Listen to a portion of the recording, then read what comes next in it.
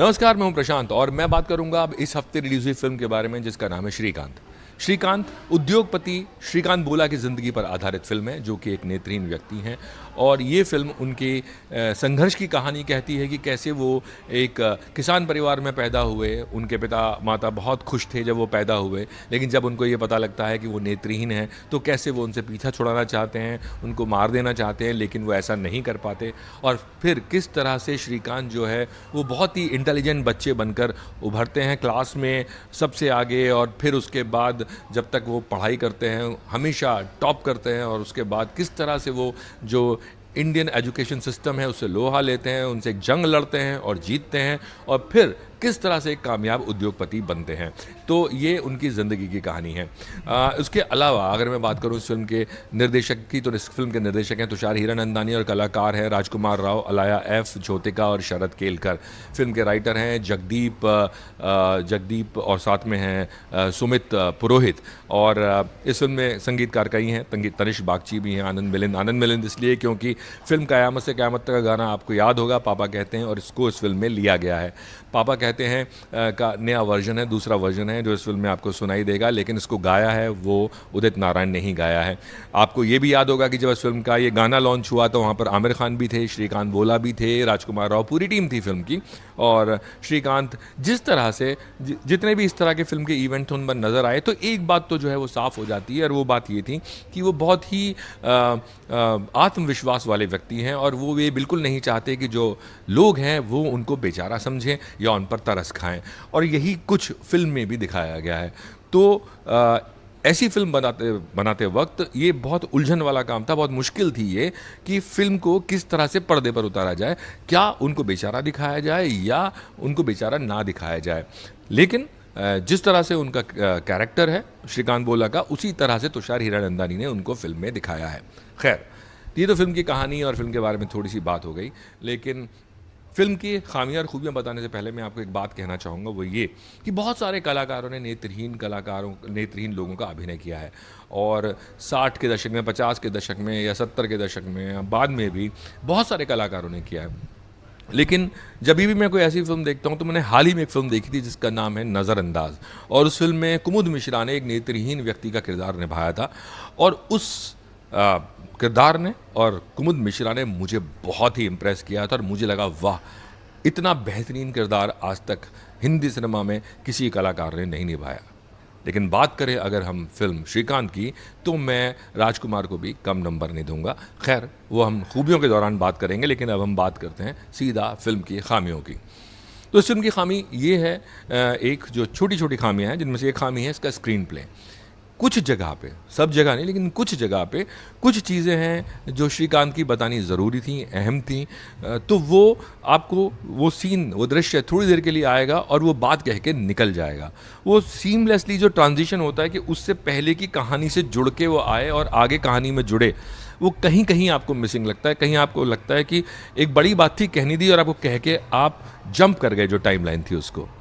दूसरी चीज़ मैं बोलूँगा, स्क्रिप्ट में कुछ सीन्स ऐसे हैं कि जहाँ पे आपको लगता है कि आप उसको थोड़ा झकझोर सकते थे, जो दिलों में उतर जाते, आप इमोशनल कर सकते थे, बट ठीक है, वो डायरेक्टर का कॉल है कि वो करना चाहें या नहीं करना चाहें, या उसको किस तरह से उनके किरदार को पेश करें जो दर्शकों के दिलों तक उतरे। लेकिन मुझे वो लगा कि शायद ऐसा हो सकता था कि हाँ, मैं और भावुक हो जाता है, दर्शक और भावुक हो जाते। तीसरी चीज़ मैं बोलूँगा बैकग्राउंड स्कोर। बैकग्राउंड स्कोर बहुत हैवी हो जाता है कई जगह, और वो आपको लगता है आपके सर पे बज रहा है।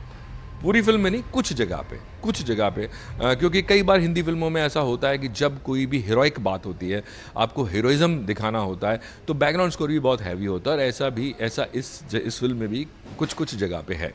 तो ये 3 चीज़ें हैं जो मैं बोलूँगा कि मुझे ये खामियाँ इस फिल्म में लगीं। अब बात करेंगे फिल्म की खूबियों की। तो फिल्म की खूबियाँ जो हैं वो बहुत हैं। सबसे पहली तो बहुत ही कमाल की कहानी चुनी है तुषार हीरानंदानी ने, क्योंकि ये जो कहानी है, ये ना सिर्फ एक कहानी है बल्कि प्रेरणा का स्रोत है। आप जब इस फिल्म को देखते हैं, तो फिल्म देखने के बाद जब आप सिनेमा हॉल से बाहर आते हैं, तो आपके दिल में एक ही चीज़ होती है कि आप सक्षम हैं और एक व्यक्ति जिसके सामने इतनी अड़चनें थीं, चाहे वो परिवार हो या फिर उनके नेत्रहीन उनकी आंखें ना होना हो, या एक पूरा का पूरा जंग लड़नी हो जो एजुकेशन सोसाइटी है, जो एजुकेशन सिस्टम है उसके साथ, वो सब होने के बावजूद एक व्यक्ति जब इतना बड़ा बन सकता है तो एक आम आदमी जो कि पूरी तरह से सक्षम है उसको छोटी छोटी मुसीबतों से नहीं घबराना चाहिए। जब आप सिनेमा हॉल से बाहर निकलते हैं आपका सीना चौड़ा होता है और आप ये महसूस करते हुए बाहर आते हैं। दूसरी चीज़ ये इसके अलावा जो तीसरी चीज़ मैं बोलूँगा वो ये है कि ये जो फ़िल्म है, ये फ़िल्म एक मैसेज ये देकर जाती है कि आपके पास नेत्र हों या ना हो या कोई और विकृति हो, उसके बावजूद आप जो चाहते हैं, जो करना चाहते हैं, जो पाना चाहते हैं, वो आप पा पाएंगे अगर आपका लक्ष्य फोकस है आप और आपका लक्ष्य निर्धारित है और आप उतनी मेहनत कर पाते हैं। तो ये एक और संदेश है इस फिल्म में।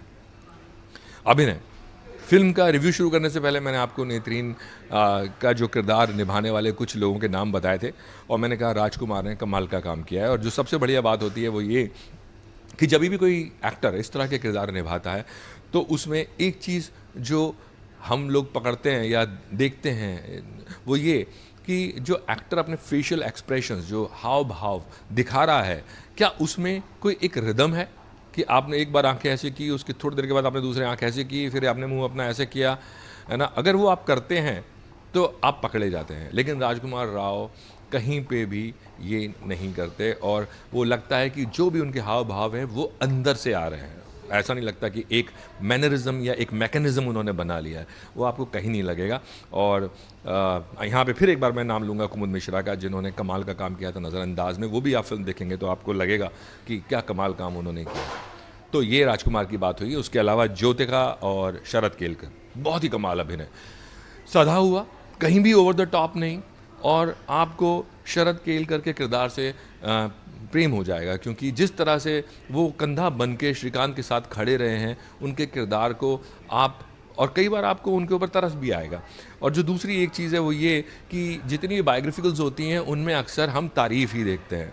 इस फिल्म में एक अच्छी बात ये है कि एक वक्त ऐसा आता है जहाँ पे श्रीकांत बोला से आपको थोड़ी सी नफरत होनी शुरू हो जाती है, और वजह उनका जो अहम उनके आड़े आता है, उनका जो मैं उनके सामने आ जाता है। और ये फिल्म में निर्देशक ने या लेखक ने, मैं बोलूँ, उसको दिखाया है और मेरे ख़्याल में बिंदास दिखाया है और बहादुरी के साथ दिखाया है, क्योंकि अक्सर लोग अपनी कमियां छुपाते हैं। इसमें मैं श्रीकांत बोला की भी तारीफ़ करना चाहूँगा कि उन्होंने इसको काटने के लिए नहीं कहा और उन्होंने कहा कि भाई इसको रखा जाना चाहिए, जो भी उनके साथ गुजरा है वो दर्शकों के सामने आना चाहिए। तो ये एक बहुत अच्छी बात मुझे लगी कि इस फिल्म में जो एक उनकी कमज़ोर कड़ी थी या कमज़ोर एक वक्त था वो भी उसमें दिखाया गया है फिल्म में। उसके अलावा फिल्म का जो गाना है पापा कहते हैं वो सबकी ज़बान पर है और इस फिल्म के लिए एप्ट भी है, क्योंकि अपने पापा के सपने पूरे करने श्रीकांत बोला चलते हैं, क्रिकेट भी खेलते हैं और उनके ऊपर आर्टिकल्स भी आते हैं और वो अपने पापा का नाम करते हैं। तो ये गाना ऐप था, हालांकि उसको थोड़े नए रूप में लेके आए हैं और गाया उदित नारायण नहीं है। तो गाना बतौर बैकग्राउंड स्कोर भी कहीं कहीं बजता है ये, जहाँ पे भी कुछ कामयाबी आती है श्रीकांत की ज़िंदगी में। तो कुल मिला के मैं ये कहूँगा, हाँ एक और चीज़ जो मैं बोलना चाहूँगा, डायलॉग्स भी कई जगह पर बहुत अच्छे हैं। ख़ास तौर से एक डायलॉग जो आपको दिमाग में बस जाता है, रच जाता है, वो ये कि श्रीकांत ने भागना नहीं सीखा, सिर्फ लड़ना सीखा है, क्योंकि वो भाग तो सकते नहीं, क्योंकि वो नेत्रहीन है तो वो भाग तो सकते नहीं। अगर आप उसको ऐसे लें तो ऐसे भी है, और अगर आप उसको दूसरे फिलोसॉफिकल वे में लें तो वैसे भी है कि उन्होंने भागना नहीं सीखा, उन्होंने लड़ना सीखा है। और यही शायद उनकी ज़िंदगी का फ़लसफ़ा भी है। और जब आप फिल्म देखेंगे तो आपको समझ में आएगा। मैं कहूँगा आपसे, आप जाइए और फिल्म देखिए। मेरी तरफ से इस फिल्म को 3.5 स्टार।